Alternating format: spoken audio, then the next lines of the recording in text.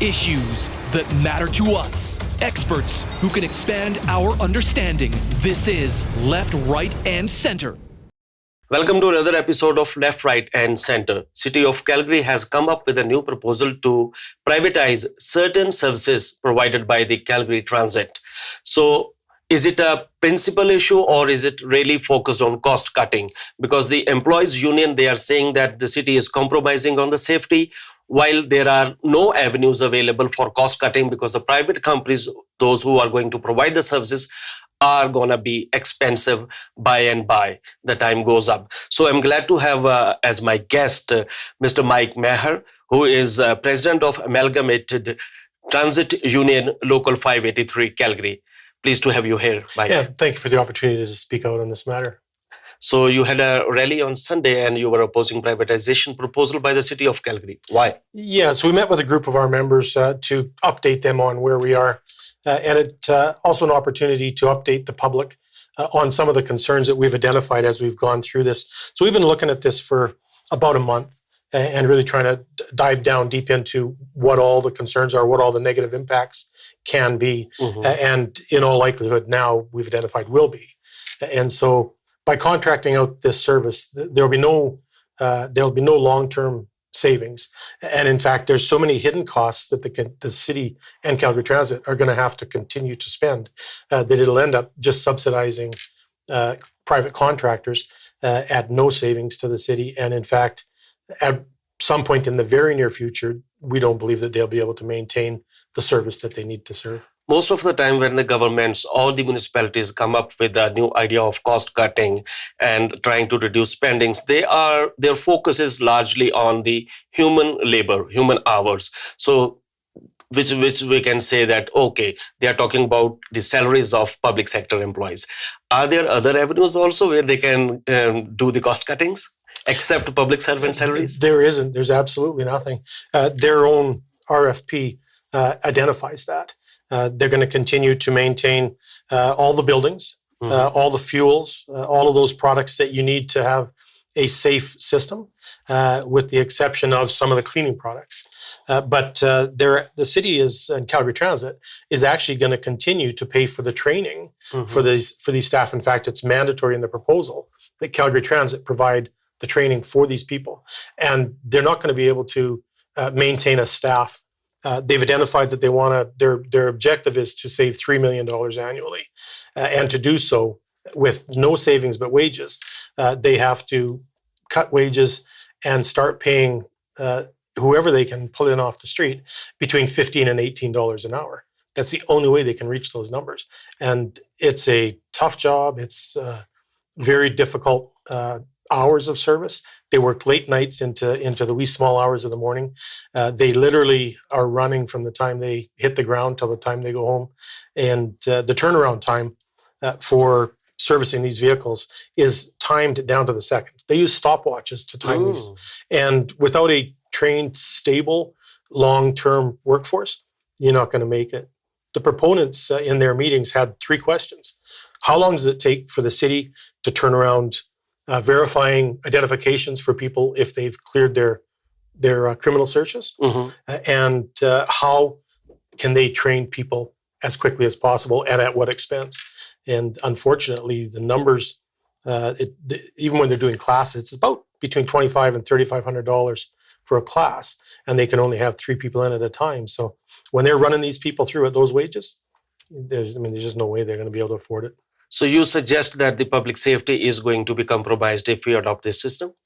Public safety is going to become compromised immediately. And I believe in very short order, they will also not be able to meet what industry terms call commitment. So they have 1,000 buses, and every day they need 700 of those buses and trains on the road or on the rails. They have to have them all fueled, cleaned, and ready to go for 4 o'clock in the morning and on. Without those things being cleaned properly, because if they're cleaning them and they don't have enough staff, the first thing you got to do is make sure they have the oil and the fuel in them, or else you're going to throw $1,000 motor or $1 million train out of service, right? And very expensive very quickly.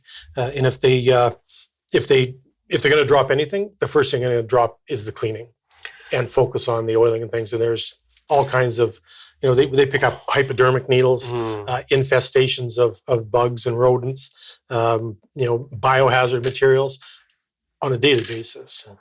You are trying to garner public support for your cause, and how are you going to convince the public that when it is being projected before them that these public servant employees are drawing huge, hefty salaries at your expense, at the expense of taxpayers, so people would think that they are paying for your lavish lifestyle, which is being projected. And the people, how can they support you when the city would say that, okay, if you want to if you want to keep these public employees, we are left with no other avenue than to hike the fares. So how are you going to convince the people? Because they're going to hit people with the fare hikes. Yeah, I think that all levels of government have tried to pit people that are being underpaid and underemployed and working 3 jobs to make a living against people that are making a decent living.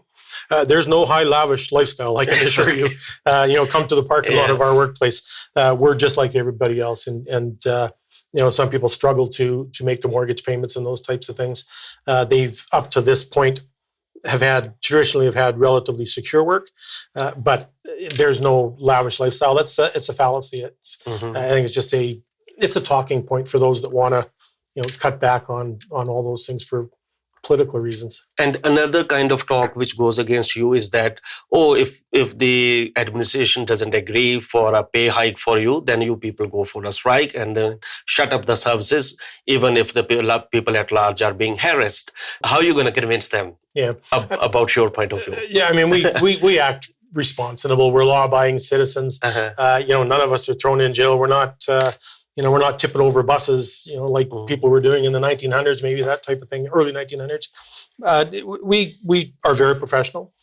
We abide by the law. We use, legal counsel and all these other things to just to maintain a workforce. And we know, like everybody else, that Alberta has changed.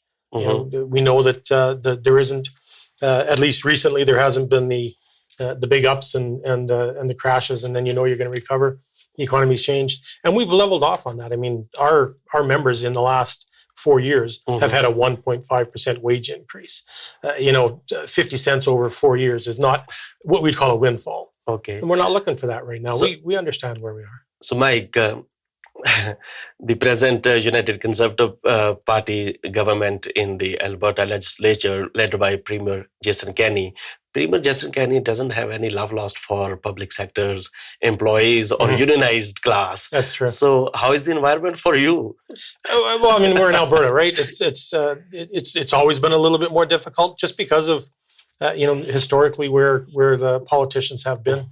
But I can assure you that these are all hardworking families that provide a incredible amount back to society, and not just in commerce, but even socially.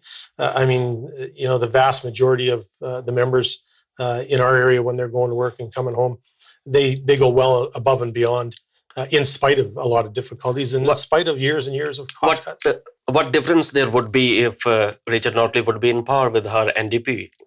Oh, well, I mean, look at just what happened in a very short period of time. She was looking after not unionized employees. She was looking after just regular ununionized employees.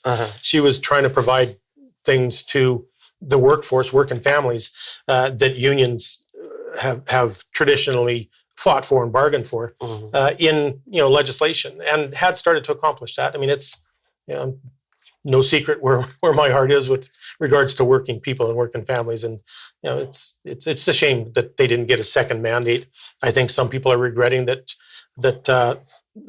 disciplining the Conservatives for all their past regressions was too short.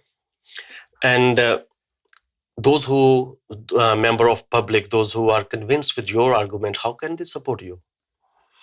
They need to reach out. Okay, how?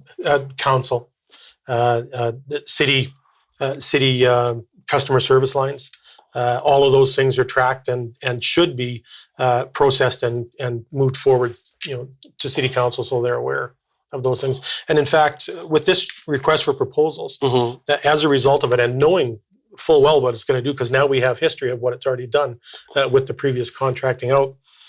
We have FOIP'd customer service requests, what they call CSRs, on the bus and station cleaning, ice and snow removal for Calgary Transit. And we're waiting for the results of that FOIP right now. And I think it's between 1,400 and 1,800 pages of customer service requests. That's inside of a 2-year period. Okay. In the end, I would ask you, if the administration does not agree to your demands, and what course of action going to be, and how public at large is going to be affected? Well, public at large will know immediately. Again, it's not going to take months. It's going to take weeks. Okay. For an untrained staff to not be able to provide what's required. And, at $15 an hour, when you're going to work at, 7 o'clock at night and coming home at 3 o'clock in the morning, and you're doing that because it's a 7-day-a-week operation. People are going to have weekend shifts and all those types of things. And literally going from the time they get there to the time they get back, no pensions, no benefits. When they're sick, they don't get any money. It's not going to take them long to look around because you can make $15 and $18 an hour working Monday to Friday in the daytime. Okay. Thank you very much, Mike, for providing an insight into the life of Calgary Public Transit employees. Thank you so very much. Nice meeting you. Thank you. So that was Mike Mahar, and he was providing us his side of the view on the administration's decision to cut the public services. So thank you very much for watching this, another episode of Left, Right and Center. See you again. Thank you.